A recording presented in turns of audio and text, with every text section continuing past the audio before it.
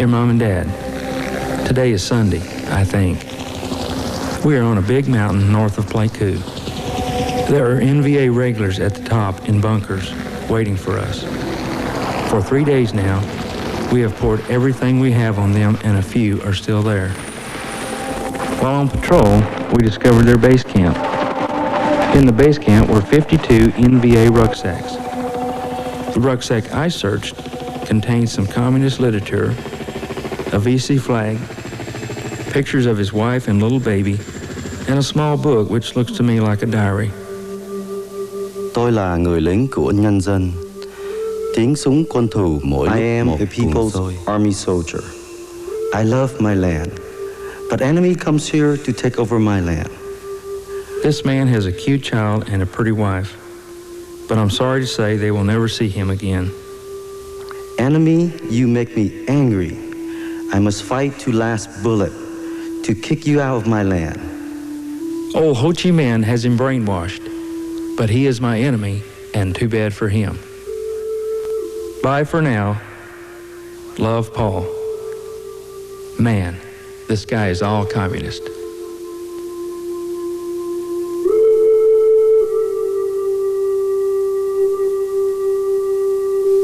Radio station. This is KDGE, the all-new Edge at Night with Jay Michaels kicking off another 40-minute non-stop music sweep. Straight ahead, the only countdown in North Texas, the top 8 at 9 with Hadaway, What Is Love, Depeche Mode, some Nirvana, and this is Four Non Blondes, What's Up on the Edge. KDGE! The Edge, the Edge, the Edge.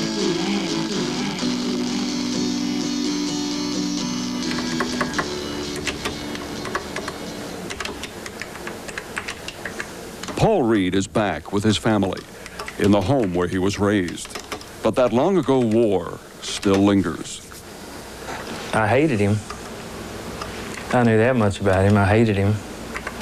And I hated all of them, just like I hated him. He was just somebody that I was trained to hate and to kill.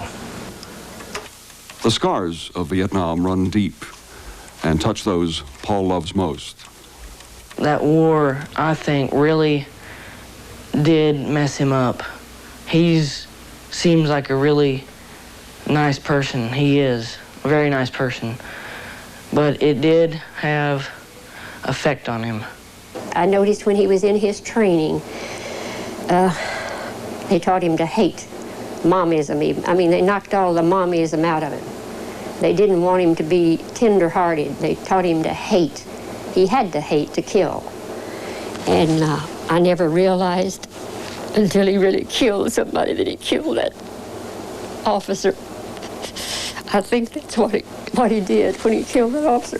That's when it all hit me.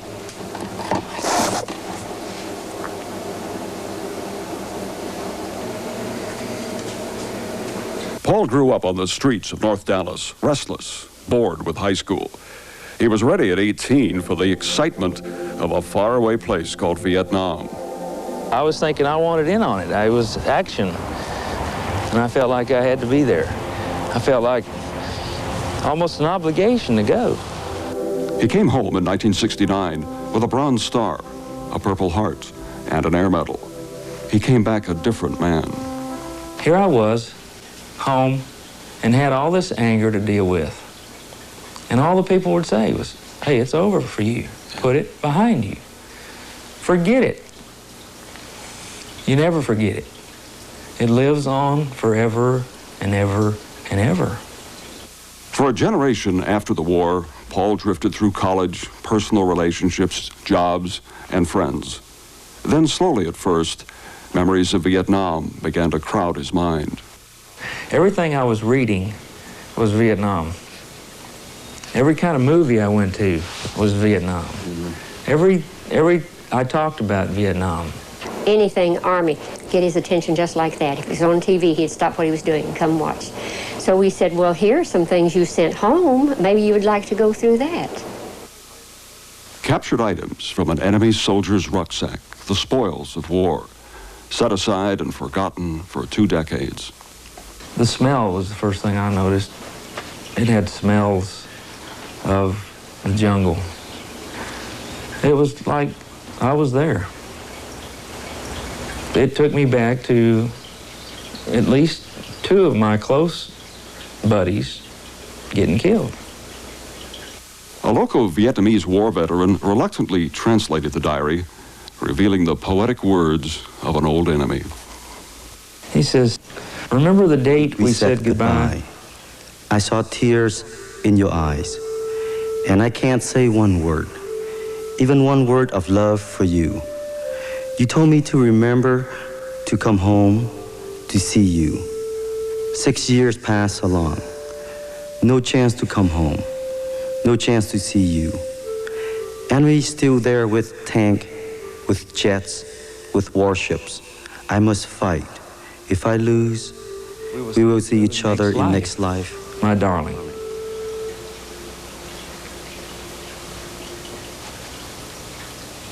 Man, that just touched me. I was having a tremendous battle in my mind. You see, earlier I had been programmed, if you will, conditioned, that this guy and all like him are dinks, slopeheads, zipperheads, just targets. It's not Joe or it's not Bill, it's a dink. Dehumanize something, someone. The tiny book, with its careful penmanship, is the diary of Nguyen Van Nia, a first lieutenant in the North Vietnamese Army. He had written in the rhythms of traditional Vietnamese poetry about love and pain and the bitterness of war. 1,000 miles away from the west, the enemies comes here, not to bring the happiness, but to bring the tears to my people. GI, you make me mad. I'm ready to fight. Fight until my last drop of blood. I just admired him for such a determination. It was a determination that we needed. I began to see a soldier here, someone who loved his country, and someone who's willing to die for it. Knowing the enemy guns get louder with each step, my close friend has died. He will forever no longer live. All our moms will cry for him. How can we surrender to this enemy? With my courageous soldiers fighting for our land, we must go on. This is not just a dink. This is a soldier. And I was a soldier. Just different sides. Paul had found his own feelings about the war expressed in the words of his enemy. I could just feel the human emotion there because I had lived it. Like Nguyen Van Nia before him, Paul began to put his feelings into words. A book began to take shape, and the face of the man he hated became his inspiration. I saw him from day to day, with that picture on his computer, looking at it and writing and writing and writing. He'd work all day sometimes and up until 1 or 2 o'clock in the morning. And it definitely changed him. I've come to grips with turning loose of these items and putting them in the hands of somebody that can appreciate them even more. That meant taking the diary back to Vietnam, to the family of his old enemy, Nguyen Van Nia. There's no real easy way to explain this to you except just to come out and say it. Nguyen Van Nia is alive, and he's eager to meet you.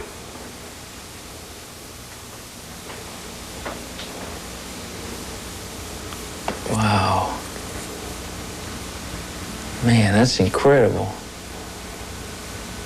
He wants to meet me. Yes. He's going to take the trip with us. You're kidding. No. Wow, man. That's some heavy stuff.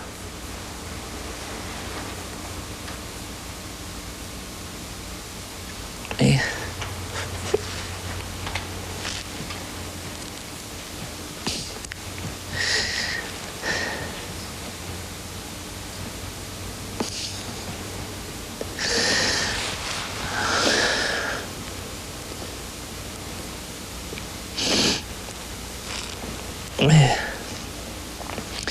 That's wonderful.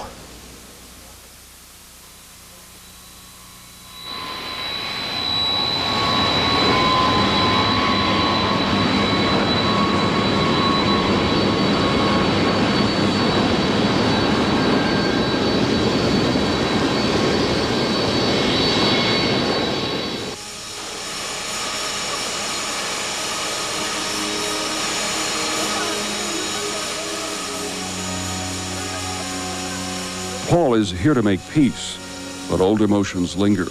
He is the last person off the plane.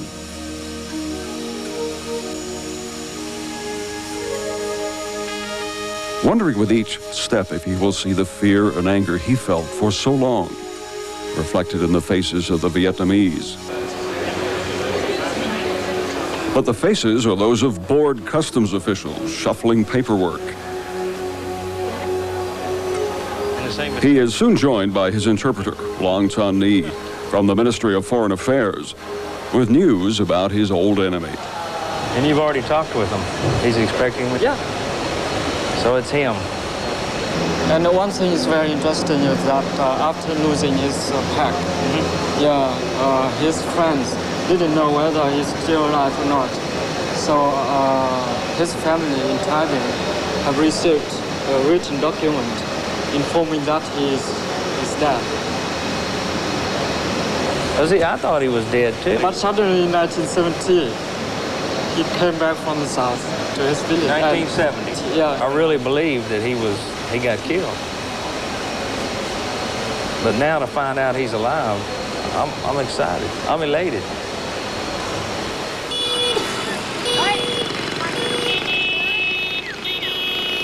Downtown Hanoi, once graceful, is now run down and shabby. Paul is struggling with the idea of being here. This is still the house of the enemy.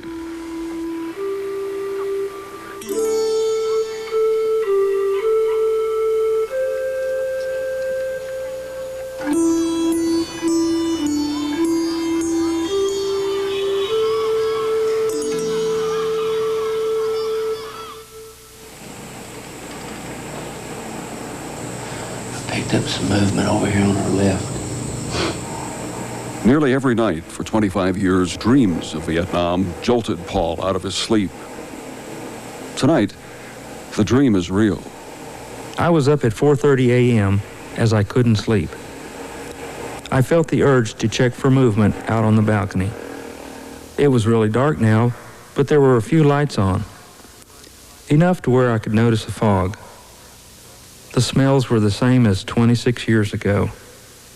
It is the day I am to meet my former enemy, Mr. Nia.